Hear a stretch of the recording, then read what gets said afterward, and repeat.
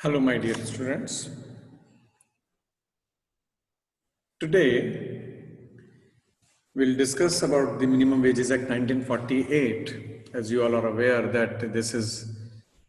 given in unit number 1 of labor law, second paper. And today we'll discuss about the fixation of minimum wages, fixing of minimum wages or minimum rates of wages under section 3. This is video lecture number 6. And as we all are aware that the object of the Act is to provide for fixing and revising minimum wages in certain employments in order to stop sweated labor and prevent the exploitation of the unorganized labor. First of all, we talk about that which employments are intended to be benefited by fixation of minimum rates of wages. What employments would be benefited? And the government is required to fix minimum rates of wages payable to employees employed in the employments specified in part 1 or part 2 of the schedule appended to the Act under section 3. So the government is required to fix minimum rates of wages payable to employees and employed in the employments specified in part 1 or part 2 of the schedule appended to the Act section 3. Now, let's see, is the Act applicable to daily rated employees? Yes, of course, the Act is applicable to daily rates employees also, and the Act is expected to fix the minimum wages in respect of employees, whether they are casual, daily rated, temporary or permanent. So answer to this question, that is the Act applicable to daily rated employees? So the answer is yes, and the Act is applicable to daily rates employees also. And Act is expected to fix the minimum wages in respect of employees, whether they are casual, daily rated, temporary or permanent. Fixing of minimum rates of wages under section 3, the fixation of minimum wages section 3 subsection 1 clause A. So the appropriate government shall in the manner hereinafter provided, clause A says that appropriate government fix the minimum rates of wages payable to employees employed in an employment specified in part 1 or part 2 of the schedule and in employment added to either part by notification under section 27. And provided that the appropriate government may in respect of employees employed in an employment specified in part 2 of the schedule, instead of fixing minimum rates of wages under this clause for the whole state, fix such rates for a part of the state or for any specified class or classes of such employment in the whole state or part thereof. So in respect of the employees employed in an employment specified in part 2 of this schedule, means instead of fixing minimum rates of wages under this clause for the whole state, appropriate government may fix such rates for a part of the state or any specified class or classes of employment in the whole state or part thereof. Clause B talks about the review at such intervals as it may think fit, such intervals not exceeding 5 years, and the minimum rates of wages so fix and revise the minimum rates if necessary. And means provided that where any reason the appropriate government has not reviewed the minimum rates of wages fixed by it in respect of any scheduled employment within an intervals of 5 years, then nothing contained in this clause shall be deemed to prevent it from reviewing the minimum rates after the expiry of the said period of 5 years. And revising them if necessary, and until they are so revise the minimum rates in force immediately before the expiry of the said period of 5 years shall continue in force. When we talk about this section 1A, that nothing, I beg your pardon, notwithstanding anything contained in subsection 1, the appropriate government may refrain from fixing minimum rates of wages in respect of any scheduled employment in which there are in the whole state less than 1,000 employees engaged in such employment. But if at any time the appropriate government comes to a finding after such inquiry as it may make or cause to be made in this behalf, that the number of employees in any scheduled employment in respect of which it has refrained from fixing minimum rates of wages has risen 1,000 or more, it shall fix minimum rates of wages payable to employees in such employment as soon as may be after such findings. So this first A, when we talk about this section,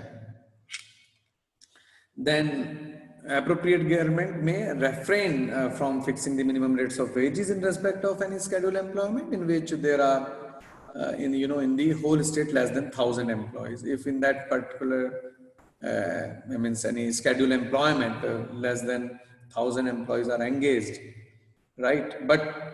then government may refrain from fixing minimum rates of wages. But at any time, if the appropriate government comes to a finding that after such inquiry, as it may make or cause to be made in that behalf, that the number of employee in any scheduled employment in respect of which it has refrained from fixing minimum rates of wages has risen to 1,000 or more, it shall fix minimum rates of wages payable to employees in such employment as soon as maybe after such finding. And then if we talk about the section 2 or 2, then section 2 is about that appropriate government may fix clause A, B, and clause C and D is also given there under this section. And clause A says that a minimum rates of wages for time work, a minimum time rate, a minimum rate of wages for piece work, a minimum piece rate, a minimum clause C says that a minimum rate of remuneration to apply in the case of employees employed on piece work or for the purpose of securing to such employees as a minimum rate of wages on a time work basis, and a minimum rate to apply in substitution for the minimum rate. This is clause D, that a minimum rate to apply in substitution for the minimum rate which would otherwise be applicable in respect of overtime work done. So this is section 2, and section 2A is also there. Then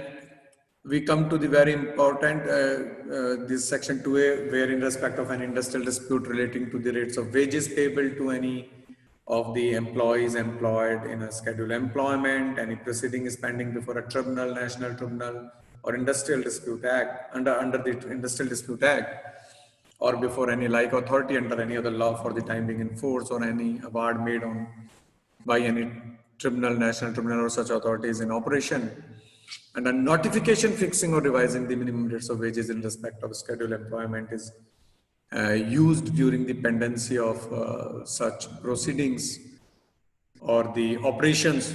of the award, then notwithstanding anything contained in this act, the minimum rates of wages so fixed or so revised shall not apply to those employees during the period in which the proceeding is pending and the award made there is in operation, or as the case may be, where the notification is issued during the period of operation of an award during that period, and where such proceedings or awards relates to the rates of wages payable to all the employees in scheduled employment. Means the no minimum rates of wages shall be fixed or revised in respect of that employment during the said period. So this is section 2A given there, right? Where any proceeding is pending before a tribunal or a national tribunal under the ID Act, or before any like authority under any other law for the time in force, and then or an award made by the tribunal, national tribunal, or any authority such authority is in operation, and a notification for fixing and revising minimum rates of wages uh, in respect of the scheduled employment is issued during the pendency of such proceeding or the operation of the award, then notwithstanding anything contained in this act, the minimum rates of wages so fixed or so revised shall not apply to those employees during the period, right? So this is section 2A we have done. Now we talk about the very important section 3 of the Minimum Wages Act, and section 3 talks about the fixing or revising minimum rates of wages under this section, and clause 8 talks about the different minimum rates of wages may be fixed for first different scheduled employments, second different classes of work in the same scheduled employment. Third is the about these different minimum rates of wages may be fixed for adults, adolescents, apprentices, children, and the fourth one is that different minimum rates of wages may be fixed for different localities also. So this is what section 3 section 3 clause A and different subclauses, and then clause B talks about the minimum rates of wages may be fixed by any one or more of the following wage periods, namely or by the hour or by the day, by the month, or by such other larger wage period as may be prescribed. So this is about the fixing and revising minimum rates of wages under this section, and minimum rates of wages may be fixed by one or more of the following wage periods: hourly basis, daily basis, monthly basis, or other larger wage period as may be, other larger wage periods as may be prescribed. So there is a case also, Tamil Nadu Spinning Mills Association versus State of Tamil Nadu. And in this case, the State Textile Workers Federation made a representation in February 2006 through the Center of Indian Trade Unions to the government of Tamil Nadu, and alleged that the textile mills in Tamil Nadu were indulging in an exploitative practice of engaging adolescent girls under a scheme known as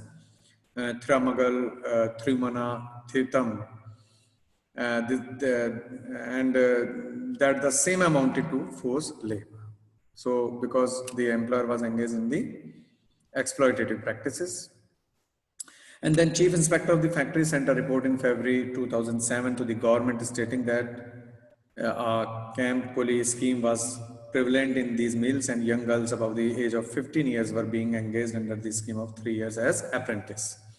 Then government took into consideration various factors like existing low wages paid to the apprentice, the rapid changes in the consumer price index adversely affecting the living condition of the workers, because these girls were working there, and notice issued to the National Human notice was also issued by the National Human Rights Commission in this issue, and the directions by the Division Bench of the Honorable Madras High Court to the authorities to take steps to ensure that all apprentices receive wage as per the Minimum Wages Act 1948. So in this case, Tamil Nadu Spinning Mills Association versus the state of Tamil Nadu, what happened? Accordingly, the government issued a draft notification in 2008 and proposed the fixed minimum rates of wages payable to these apprentices at the rate of ₹110 per day apart from DNS allowances. However, the Southern India Mills Association, the South India Small Spinners Association, the Tamil Nadu Spinning Mills Association, the Employers Federation of South India, around 300 mills, and some other trade unions sent objections and suggestions to this draft notification. One of the contentions of the petition was that the power to fix, minimum rates of wages under Section 31A of the Act does not extend to apprentices, but is limited only to employees. So this was a question mark. And they argued that the apprentices are not employees employed in an employment, and hence the state government has no power to fix the minimum rate of wages for apprentices in an employment specified in the schedule. So, I mean, it was held by the Honorable Court that to secure living wages to labor in one of the directive principle of the state policy is embodied in Article 43 of the Constitution. The challenge to the virus of Section 3, subsection 3, Clause A, subclause 3rd was not validated on any well-accepted principles on which such challenges are possible. So it was was held by the court in this Tamil Nadu Spinning Mills Association and the state of Tamil Nadu case, and then Southern India Mills Association, the South Indian Small Spinners Association, the Tamil Nadu Spinning Mills Association,